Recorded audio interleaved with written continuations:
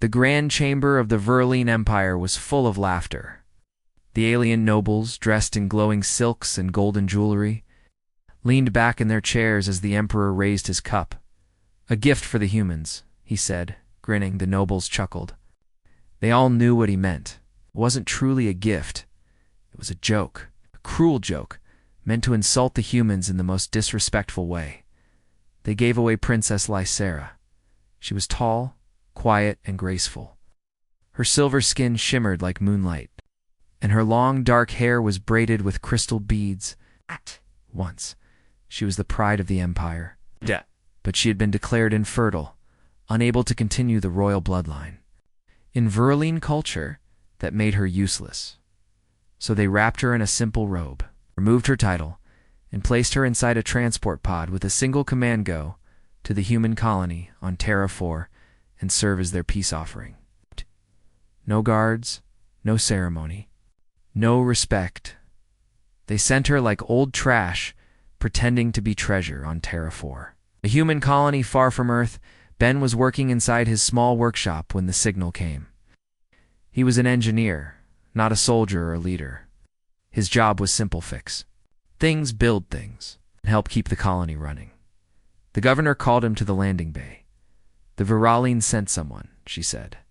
"They requested someone humble and honest to receive the gift. That's you." Ben was confused, but he followed orders.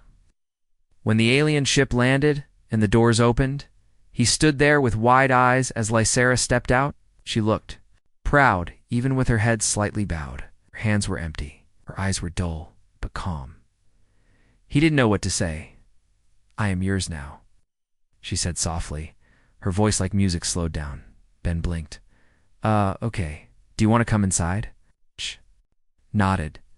They walked together through the colony. People stared. Some whispered. Others laughed quietly. Lysera didn't react. She had already heard worse from her own kind. Ben lived in a small unit near the edge of the colony. He offered her the couch, some water, and a blanket. "You don't have to say anything," he told her gently. "Just rest if you need." Looked at him with surprise.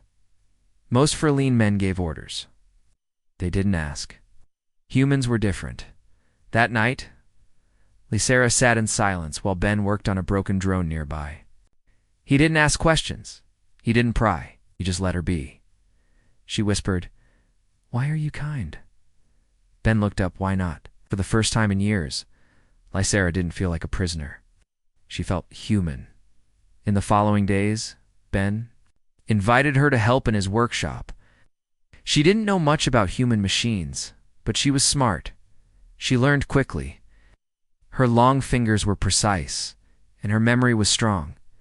Ben noticed how quiet she was, but also how curious. Never complained, never asked for anything. Just watched, listened, and helped. Others in the colony didn't know what to do with her. Some avoided her, others joked behind her back. But Ben treated her like anyone else, and that made a difference. One evening, a storm rolled in. Strong winds shook the colony, and one of the storage units caught fire from a short circuit. Put out. Thinking, Ben ran toward the flames to disconnect the power lines. Lysera followed him. They worked side by side in the rain, pulling cables and sealing fuses while smoke filled the air. She didn't slow down, even when her hands burned. When the fire was finally out, Ben looked at her with wide eyes. "You're crazy." She smiled faintly. "So are you." They laughed. It was small, but it was real. Inside her chest, something strange stirred. She had spent her whole life being told she was broken, worthless, unwanted. Now, this human treated her like someone who mattered. The next morning, she woke up early and made him tea. He looked surprised. "Thank you," he said. "You helped me," she replied. "Now I help you." Neither of them said it, but a bond was forming. Weeks passed. Built machines together, fixed broken wires, and shared food during quiet nights. She began to speak more, tell stories from her world, and even laugh out loud. He liked her voice. She liked his patience, and somewhere deep inside, hope began to grow. Far away, the Verline nobles forgot about her. To them, she was gone, discarded, meaningless, but on Terra 4, die. Lysera was beginning a new chapter, and neither of them knew that something even greater was waiting just ahead. Every morning started the same way. Ben woke up early, brewed strong coffee, and checked the repair requests for the day.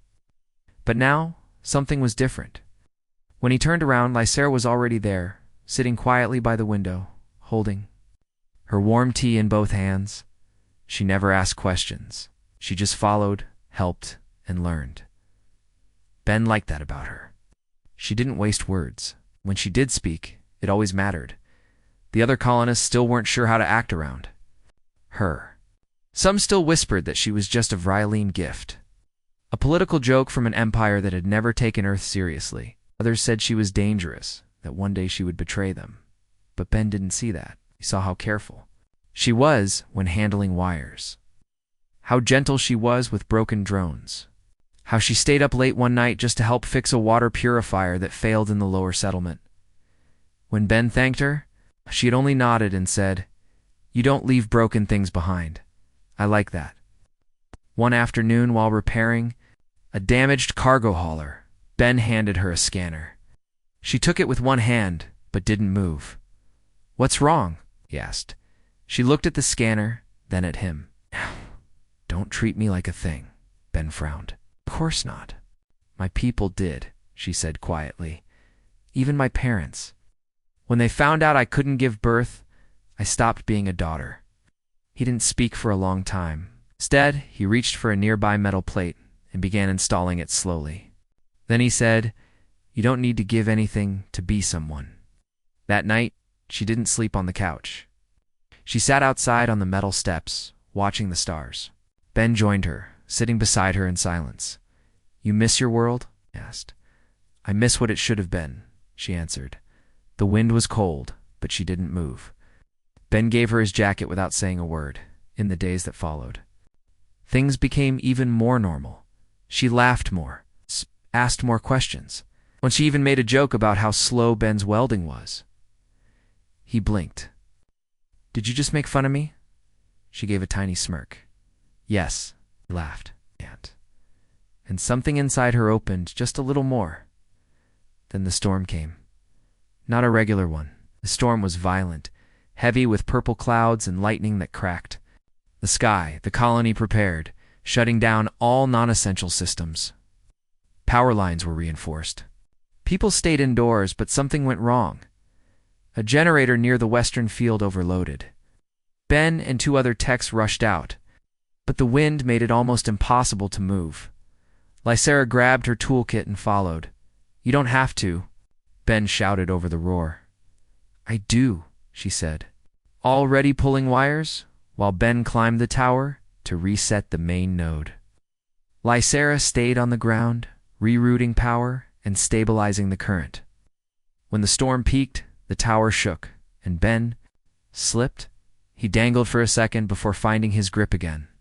When he looked down, she was watching, eyes wide with fear. When he finally got back down, soaked and breathing hard, she ran to him not as a servant, not as an outsider, but like someone who cared. "You're stupid," she said, voice trembling maybe. He replied with a smile. The next day, she didn't leave his side. While he rested, she repaired the broken relay herself. Colonists watched in surprise. Some offered help.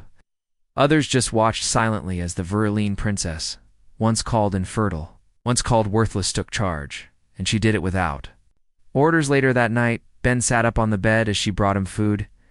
"You don't have to wait on me, he said. "I'm not waiting on you," she answered. "I'm staying because I want to." He looked at her for a moment. "And thank you." She sat beside him and ate quietly. The silence between them no longer felt empty. It felt warm. As weeks passed, people started to change. They greeted Lysera when they passed her in the colony streets. One old engineer gave her a spare tool belt. A young girl offered her a flower and said, "I like your skin." Lysera blinked, unsure how to react. Ben smiled and whispered, "Say thank you." Word began to spread. A Vrylene princess was living with a human engineer on a faraway colony, and she was not what people expected. She was strong, helpful, kind, not a joke, not a mistake. But Lysera didn't care about the rumors. She cared about the way Ben trusted. Her, the way he smiled when she solved a hard problem. The way his eyes lit up when they worked side by side. One evening, she found herself staring into a mirror. She touched her own face. She saw something new. Not a lost princess. Not a broken one. But someone building something new. Something real. And for the first time in her life, she didn't want to return home. Not yet. End of part 2. It started with a small pain. It's not sharp, not serious, just a dull ache behind Lysara's ribs. She ignored it for 2 days, thinking it was stress or just fatigue. Ben had been working longer hours, and she stayed with him through every shift, fixing water units and checking fuel filters. But on the 3rd day, she dropped a small tool from her hand and felt dizzy. Ben caught her before she fell. "You okay?" he asked. Worried, she tried to nod but couldn't speak. Her legs shook. Her skin felt too hot. Something was wrong. Ben carried her to the medical bay without wasting a second. The medic on duty, Dr. Reese, a short woman with a serious face, quickly ran scans. Lysara lay on the table, eyes half closed, breathing slow but steady. "Is she hurt?" Ben asked. Dr. Reese didn't answer at first. She stared at the screen, confused, then checked the scanner again. Then again. "That can't be right," she muttered. Ben leaned closer. "What do you mean?" "Her body shows signs of internal changes. Rapid ones. Cellular growth. Hormone shifts," the doctor said. "I've seen this before in humans, in other species." Ben's eyes narrowed. "What kind of changes?" Dr. Reese turned to him slowly. "She's pregnant." The room went silent. Ben's mouth opened, but no words came out. He turned to Lysara, who was now fully awake, staring at the ceiling. She had heard everything. "That's impossible," she whispered. "I can't. I ran the tests 3 times. The doctor said softly. "She's carrying a child." Ben sat down beside her. "Lysara." "No," she said. "My people tested me when I was young. My body was called barren. My name was taken from the bloodline because I couldn't give life." The doctor looked. Between them, well, something changed. "Maybe it's your time on this planet, or the way human biology reacts with yours. I don't know, but this baby is real." Lysara closed her eyes. Ben stayed quiet. His hand gently reached for hers. She didn't pull away outside the medical bay. Word spread fast. Some humans in the colony didn't believe it. Others thought it was a mistake. Few were even angry, afraid of what a half-human, half-Verlaine child would mean. But Ben ignored them. He took Lysara home, helped her lie down, cooked her something warm. She stared at the food without touching it. "You don't have to stay," she said. "Why wouldn't I?" He asked, sitting beside her. "You didn't ask for this." "Neither did you," he said gently. "But it happened. And I'm not leaving you." She looked at him, really looked, not as a human, not as a friend, but as someone who had chosen to stay when everyone else had left her. Her eyes softened. "What if the baby isn't healthy?" "Then we help it grow strong," he said. "What if Verlaine nobles find out?" He paused. "Then we protect you both." She breathed in slowly, as if trying to believe his words in the days that followed. Everything changed. Dr. Reese took special care of Lysara, learning Verlaine anatomy and running weekly checks. The baby was growing faster than expected, and it was strong. Ben adjusted their home. He built extra support for her bed, added warmth units to keep her comfortable, carved a tiny wooden animal from scrap for the baby. Lysara smiled when he gave it to her. "What is it?" she asked. "I don't know," he said, scratching his head, "but it's cute." "It is," she agreed. Some of the colonists began visiting her. A woman named Clara brought fresh fruit every morning. A group of children waved when they saw her walking slowly near the garden. Even the governor stopped by once and said, "If this baby is healthy, it could be the first of its kind." Lysara didn't care about being first. Being safe, about being loved. In Ben's small home for the first time, she felt both late one night. She woke from a dream and found Ben fixing a broken heater near the kitchen. "Can't sleep?" he asked without turning around. "I was thinking about names," she said. He looked back, surprised. Names for the baby. You've already picked one. Not yet, she said. But I want it to be strong and kind. Like you, he said with a smile. She didn't smile back. Instead, she walked over and placed his hand gently on her stomach. He froze. Under his hand something moved. Just a small shift, a quiet kick. His eyes widened. That's... Yes, she whispered. It's real. He knelt down slowly, resting his forehead against her. We're not alone anymore. Outside, the stars glowed over Terrafor. Inside, the old jokes and cruel words from the Empire were fading away. In their place, something new was growing. Not just a baby, a future. The baby grew faster than expected. In just 3 months, Lysera's body had already changed so much that even Dr. Reese had to recheck the development twice a week. She called it a miracle case. The child was strong, active, and all ready. Responding to outside voices, Ben would sometimes sit beside Lysera, talking softly to her stomach. You're going to be just like your mom, he'd say. Smart, quiet, and way too serious. Lysera would laugh and gently tap his shoulder. She smiled more now. Not fake smiles to hide pain, but real ones, soft and full of warmth. The kind. That made Ben forget how cold space could be. But outside their home, the whispers grew louder. The colony council requested a meeting. They were worried. Not about the baby's health, but about politics. If the Viraline Empire finds out their gift gave birth to a hybrid child, they may see it as an insult or worse, a threat, one council member said. What if they send a team to retrieve her? Asked another. Ben stood up and looked at all of them. They gave her to us like trash. Don't get to claim her back now. She's still royalty, the governor reminded him. Technically. To them, Ben said, they erased her name. The council didn't make a decision that day, but the tension in the air was clear. That night, Ben told Lysera everything. She wasn't surprised. They're afraid of me, she said softly. They should be, Ben replied. You're stronger than all of them. She looked down at her. Hands. Maybe it's time they see that. Over the next week, Lysera made recordings. Messages in her own language, spoken calmly and clearly. She didn't attack the Viraline rulers. She didn't speak in anger. She just told her story how. She was thrown away for being infertile. How she was sent to humans as a joke. How she was treated with respect and kindness by a man who asked for nothing in return. And, out. She was now carrying a child proof that everything they believed was wrong. Ben helped her send the messages. Through galactic channels, they were picked up quickly. Viraline citizens across several planets began to watch them, and soon the nobles saw them too. The reaction was immediate. Some called her a liar. Others said the humans had faked the pregnancy. But many believed her. Her voice was calm, her words honest. She didn't look like a woman full of shame. She looked proud. Viraline girls from lower houses began sending secret messages to her. They thanked her, told her they felt hope. Again, one said, I thought I was useless too, until I heard you speak. Lysera cried when she read that one. Ben stood beside her, holding her hand. You're changing everything, he whispered. I don't want to be a symbol, she said. Too late, he smiled. One morning, a small Virilan ship arrived at the colony's edge.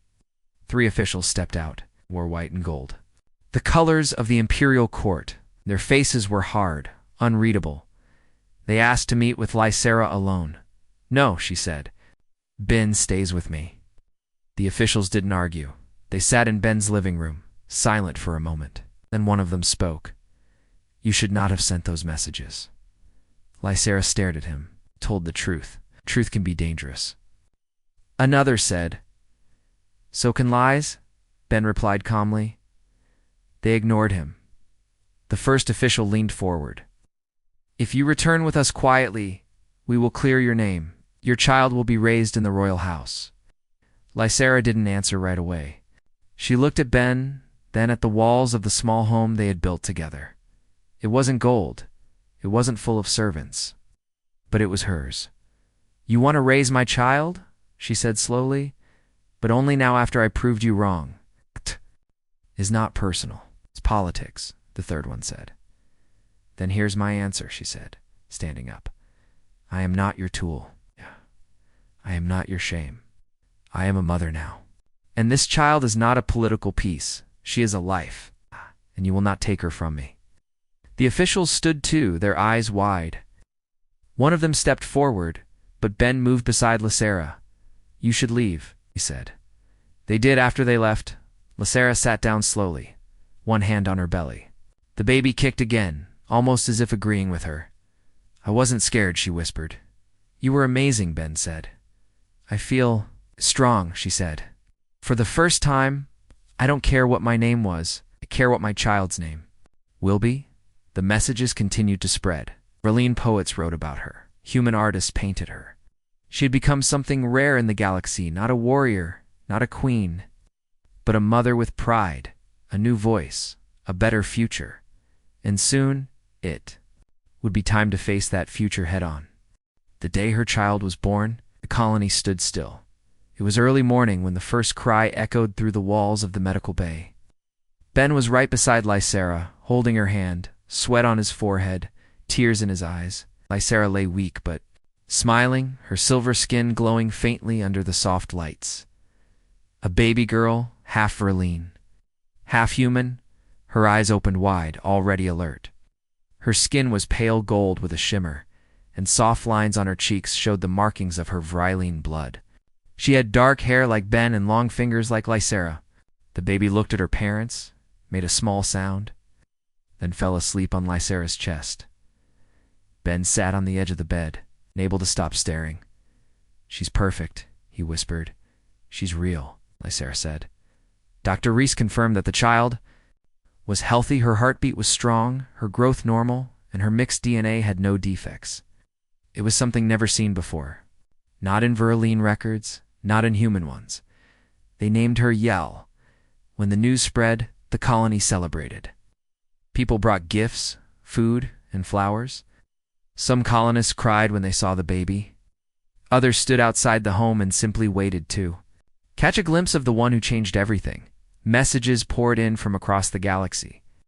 Human scientists wanted to study the birth. Verlaine citizens wrote letters of support. Some begged Lysera to come home and speak for them. But Ben didn't want to take her into danger. We don't have to go, he said. We're safe here. Lysera sat with Elia in her arms, the baby sleeping peacefully. I want them to see her, not through a screen. Not as a rumor. I want them to see what they threw away. Ben stayed quiet. Then he nodded. If you go, I go. We go together, she said. 1 week later, they boarded a small, human diplomatic shuttle, approved by the council. Elia rested in Lysera's arms wrapped in a soft blanket. Ben sat beside them with a calm but serious look. As they entered Verlaine's space, the atmosphere changed. Their ship was scanned 5 times. Escorts followed them closely. Finally, they were allowed to land near the capital. The landing bay was quiet, but filled with watchers. Noble families stood on marble steps. Guards in white armor stood stiff. Reporters hovered nearby with floating drones. And in the middle of it all, Lysera stepped out. She didn't wear gold or jewels. She wore a simple blue dress made on terrafor. No crown, no title, just a mother with her child. Gasps filled the air when people saw the baby. Ben followed closely, holding a small pack and never leaving her side. As Lysera walked forward, an elder noble tried to stop her. You are not welcome here, he said. She looked him in the eyes. You gave me away, remember? The crowd shifted. The emperor himself came forward. Tall, with a long silver cloak, he stared at the baby in Lysera's arms. His voice was cold. What? Do you want daughter of the forgotten? Lysera looked at him without fear. I am not here to beg. I came to show you what your cruelty created. You called me useless. Now I carry the future. The emperor said nothing. She continued. This is Elia, your grandchild, the child of a human man who treated me better than any royal ever did. Someone in the crowd clapped, then another. The sound spread like a wave. The emperor's face tightened. He turned and walked away, but the people didn't. They gathered around her. Even nobles with proud eyes softened when they looked at the baby. Old. Women whispered blessings. Young Varellan girls reached out to touch her tiny hands the next day. Lysera was invited to speak at the Great Hall. She stood before hundreds of Varellan leaders, human ambassadors and curious onlookers from many species. "You thought I was?" "Broken," she said. "You thought a human man would make me disappear. But you were wrong." She held up her child. "This is proof. Life doesn't follow your rules. Kindness is stronger than titles. This child will never be called less. She will be free." After the speech, Vrylene networks played her words across the stars. Colonies called for reform. Human and Vrylene partnerships increased. Some officials stepped down quietly, unable to face the change. Ben held Lysara's hand as they walked. "Back to their ship? Are you ready to go home?" he asked. "We already are home," she said. Days passed after Lysara's speech in the Great Hall, and each day something small changed across the galaxy. The message she delivered wasn't just heard, it was felt in Verline schools. Young girls once told to stay quiet now spoke more freely. In hidden corners of the Empire, low-born citizens replayed her words on small screens, whispering that maybe, just maybe, change had come. And at the center of that change was a small baby, named Eli. She didn't understand the weight she carried. She only smiled, cried, and slept peacefully in her mother's arms. But every time someone saw her, their view of the galaxy shifted. Wazira and Ben returned to Terra 4 after 2 long weeks. Their home hadn't changed much, but the people had. The colony welcomed them back like heroes. Banners were hung. Children held up drawings of Elia. Someone even painted a mural near the Marketa, a soft image of Lysera holding her child with stars above them. Ben looked at it and chuckled. "I don't even have a mural," he joked. "You're too quiet to be painted," Lysera replied. Smiling, life settled into something new. Lei grew fast. She was strong, curious, and calm. At 3 months, she started making soft humming noises, an odd mix of Verline tones and human babble. By 4 months, she took her first steps while holding onto Ben's leg. The colony adored her and Lysera. She changed too. She wasn't just the quiet alien princess anymore. She was a speaker, a leader.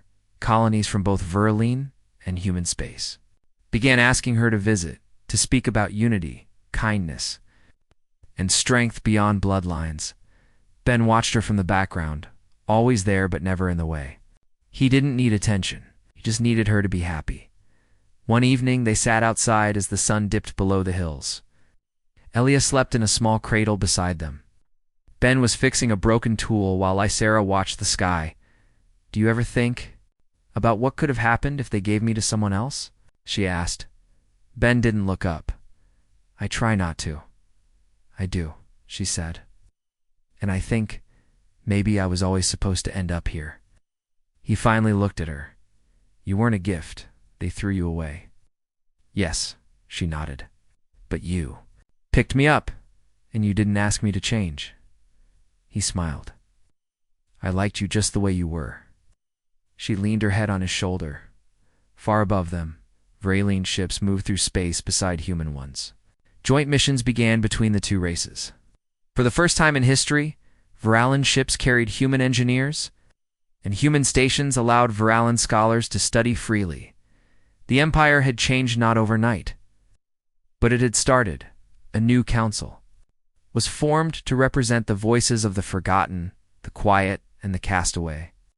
Lysera was invited to join, not as a noble, but as a mother. She accepted, and Ben, he was asked to help design cross-species housing projects for mixed families. He didn't speak much at meetings, but when he did, everyone listened. People across the galaxy began sharing their own stories. Some Vralline who had been told they were unworthy stepped forward, saying, "We're not alone anymore." Others, humans, aliens, hybrids, found courage in Lysera's calm strength. One reporter once asked Lysera during a public meeting, "How did this all begin?" She looked at Ben, then at Elia. "Someone gave me away," she said. Yet. But a human gave me a home. She wasn't bitter. She didn't seek revenge. She only built something better. In time, Elia grew into a symbol not of war, but of unity. She became the first child to hold dual heritage records in both Verlaine and human systems. And as she grew, she learned 2 languages, played with both kinds of toys, and heard stories from both cultures. Da, YS, Ira, and Ben raised her with love, with honesty, and with hope, and they never told her she had to be anything more than herself. Many years later, when Elia was older, she visited the same hall where her mother once stood. She held the same message close to her heart. No one is worthless. No one is broken. Kindness can build a future stronger than any empire. The galaxy never forgot the joke the Verlaine nobles once played, but they remembered something far more. Powerful, the princess they gave away came back as a mother, and she changed everything.